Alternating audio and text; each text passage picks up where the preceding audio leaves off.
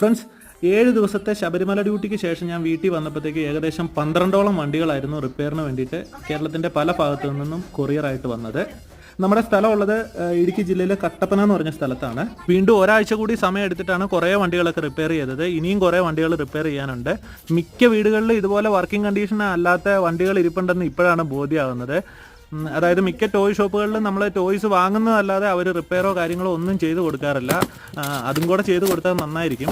ഇപ്പോൾ കണ്ടോ, ഈ ഒരു ബോക്സിൽ, ഈ ഒരു ചെറിയ ബോക്സിലുള്ള ഐറ്റംസ് ഏകദേശം 12,500 രൂപയുടെ സാധനങ്ങളാണ്.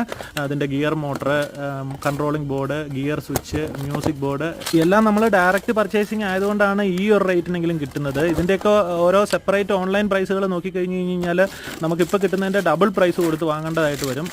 എന്തായാലും നമ്മുടെ അടുത്ത് വരുന്ന വണ്ടികൾ നമ്മുടെ കഴിവിൻ്റെ മാക്സിമം എഫേർട്ട് ഇട്ട് നല്ല രീതിയിൽ ചെയ്തു കൊടുക്കാൻ ശ്രമിക്കാറുണ്ട്.